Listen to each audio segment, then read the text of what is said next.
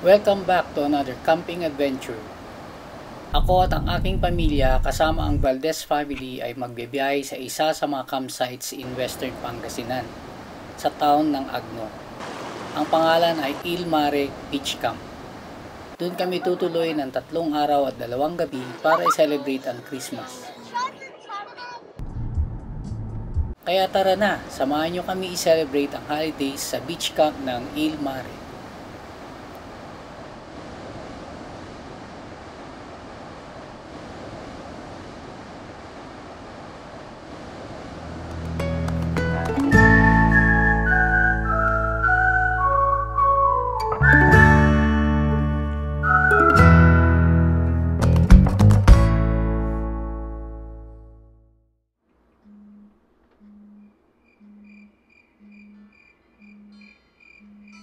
Bisperas ng Pasko, sa bahay kami nila Mami Ivy sa La Union sinalubong ang Christmas Day.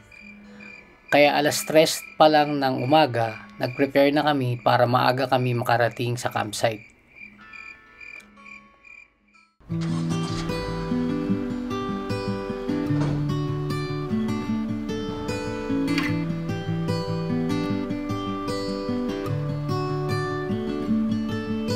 The light is fading fast. From this old town we gotta go. Our bags are packed, so what we waiting for? There's no point in delaying what we both already know. Escape this time with me. Escape this time. Along the way, madadaanan ang isa sa pinakasikat na talipapa na bilihan ng pagkain. Partikular na ang mga seafood sa boundary ng Labrador at Sual, Pangasinan. Lakas. Kung paano man, no? Dito na pala kayo! Ano? Oo. Asa si Normie?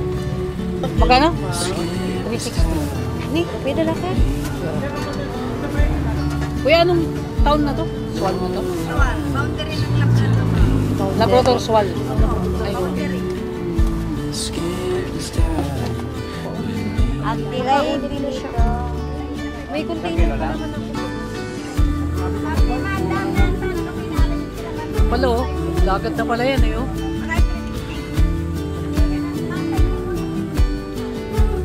Ah, ganda oh. Escape this time with me. Escape this time with me.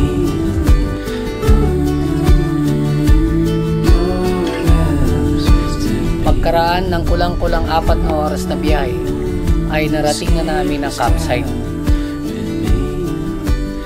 Sinalubong agad kami ng ngiti ng mga may-ari na sina Uncle at Auntie Wilma at si Miel. Aalis naman yung van mamaya. So, sige po. Doon kayo. Tabihan niyo po yung van. Good morning po! Yan na po.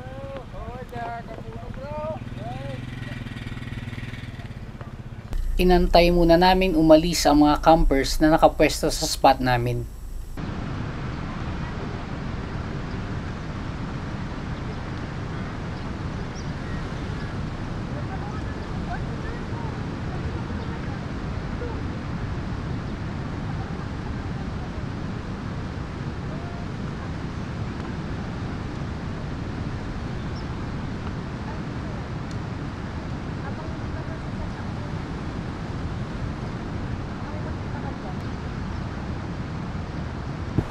Ay! Ganda! Ano?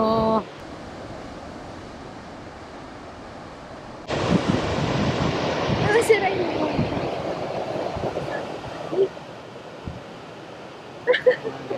Ganda ng ano niya, camera.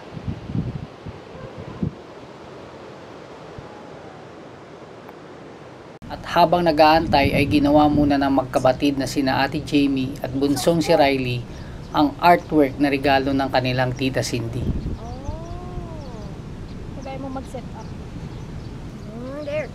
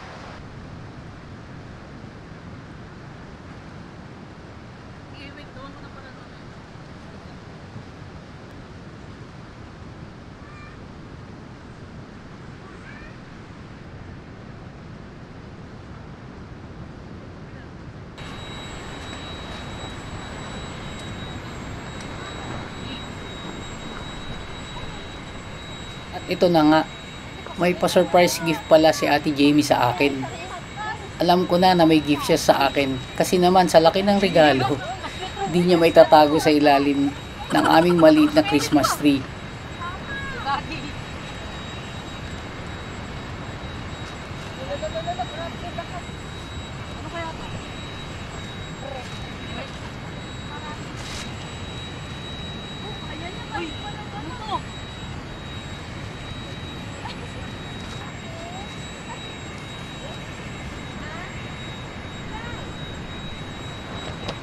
Ay, wow! Mami, ito yun, no? Pinakita ko sa'yo. Gusto ko.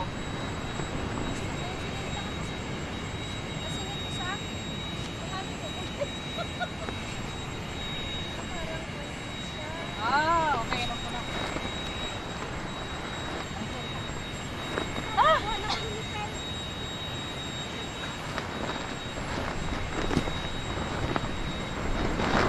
Wow!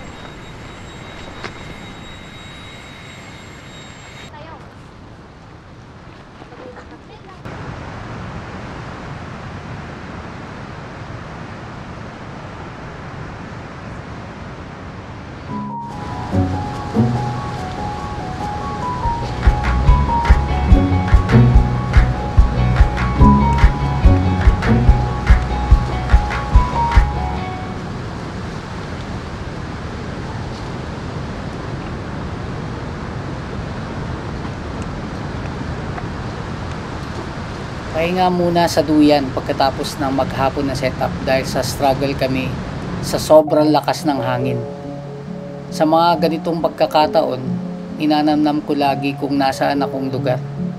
Yung huni ng hampas ng mga alon sa dalampasigan, yung amoy at simoy ng hangin na nalalanghap galing sa dagat, at habang pinagmamasdan ang paglubog ng araw.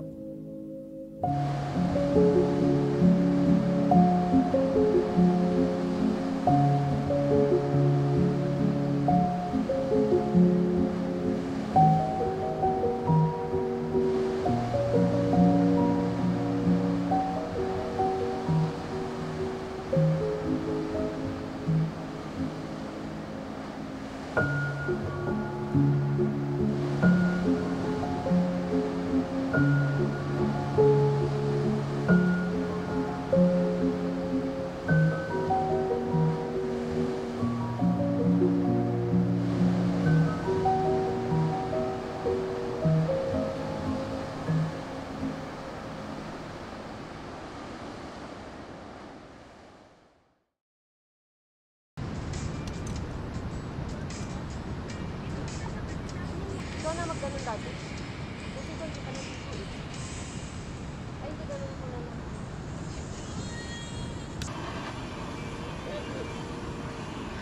Kotse, di ba? Kinagabihan, nag-prepare na kami ng hapunan at nag-bonfire habang nag-s'mores ang mga bata.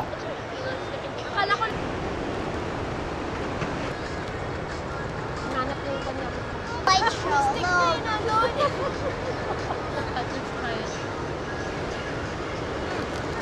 We need it to be golden like golden hour. That's so good. I cooked it so well, girl. Look how well I cooked it. It's so. Short and chocolate. Look at this beauty. Look Look at at this this beauty. beautiful. Look, it's It looks so beautiful. good. Look at all the marshmallows on the top.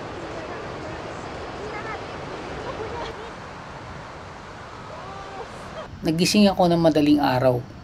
Napasilip ako sa labas at nakita ko na sobra liwanag ang sinag ng buwan.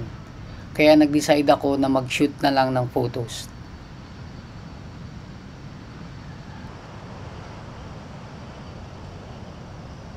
At pagkatapos ay humiga na muna sa duyan, nagmumuni-muni.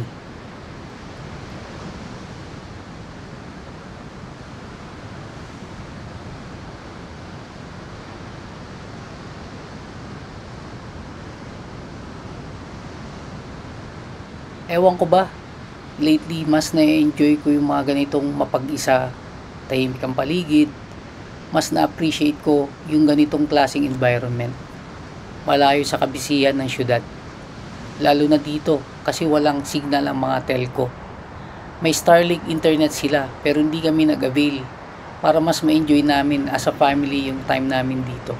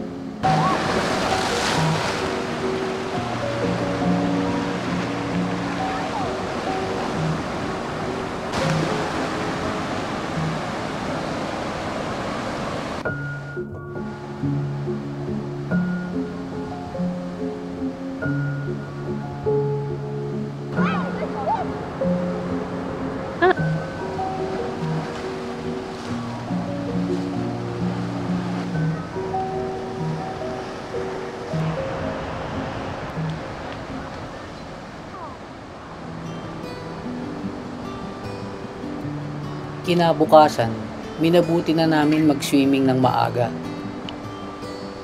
Dahil ayon kila Miel ay ito lang ang the best time para mag-swimming dahil mabilis daw mag-high tide sa lugar dito.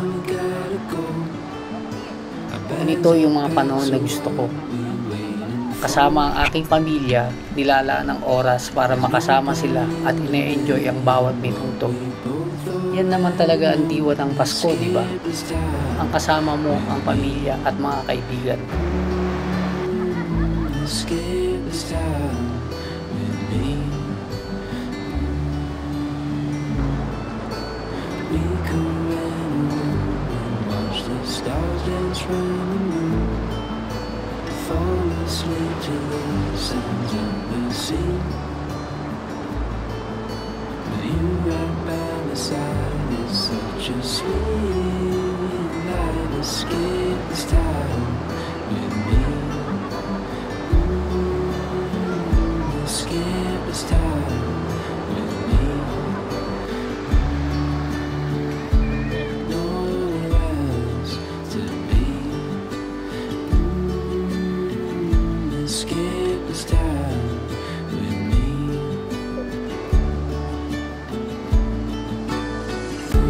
Maligayang Pasko sa ating lahat. Hanggang sa susunod na adventure.